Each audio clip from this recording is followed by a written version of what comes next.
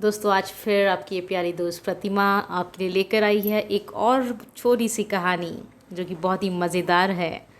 आप ही के इस शो पर जिसका नाम है छोटी सी कहानी प्रतिमा की ज़ुबानी।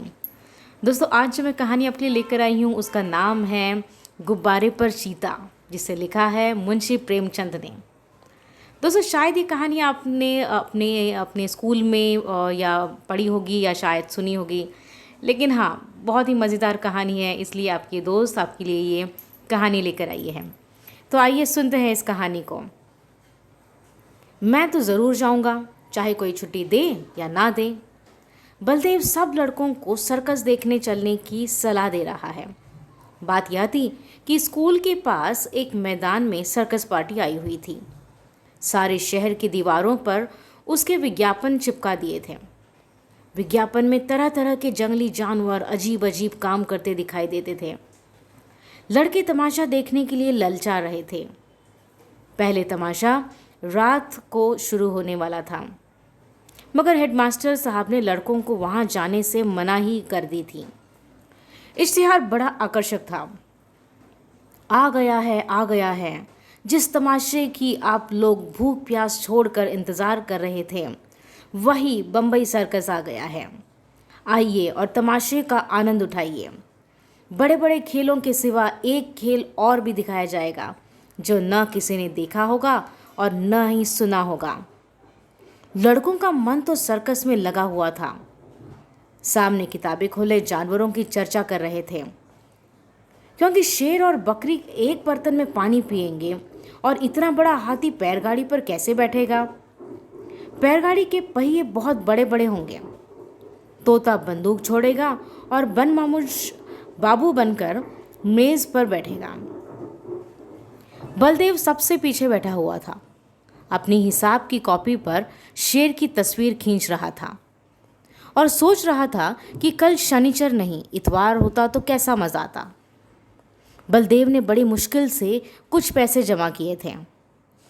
मना रहा था कि कब छुट्टी हो और कब भागूं। हेडमास्टर साहब का हुक्म सुनकर वह जामे से बाहर हो गया।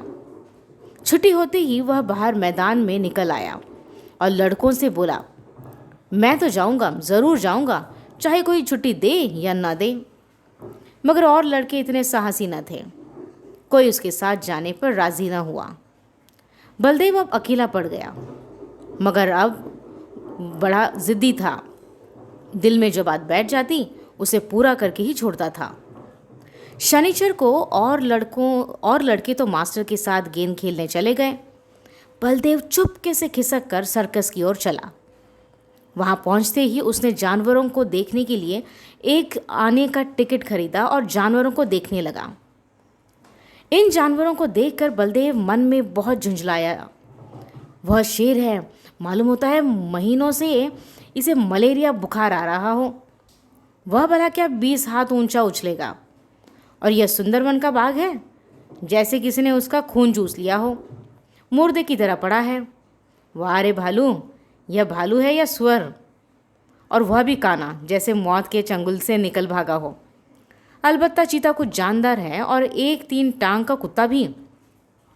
यह कहकर बड़े जोर से हंसा।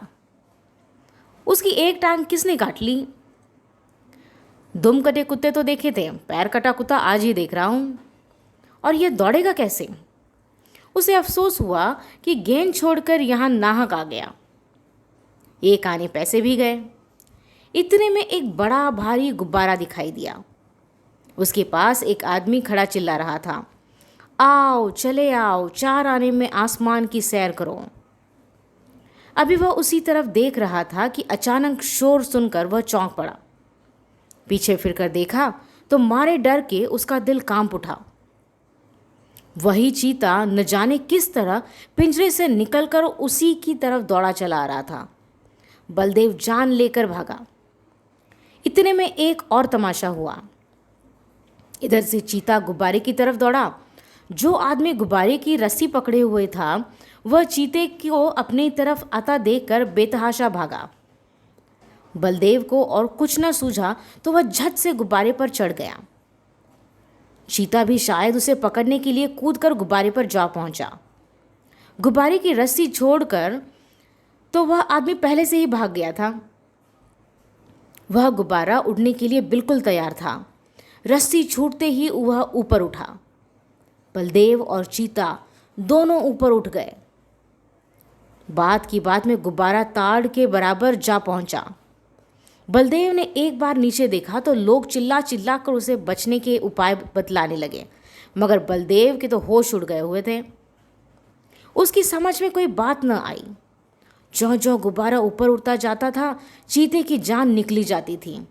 उसकी समझ में न आता था कि कौन मुझे आसमान की ओर लिए जाता है। वह चाहता तो बड़ी आसानी से बलदेव को चट कर जाता, मगर उसे अपनी जान की फिक्र पड़ी हुई थी। सारा चीतापन भूल गया था। आखिर वह इतना डरा कि उसके हाथ पांव फूल गए और वह फिसलकर उल्टा नीचे गिर गया। जमीन पर गिरते ही उसकी हड्डी पसली चूर चूर हो गई। अब तक तो बलदेव को चीते का डर था।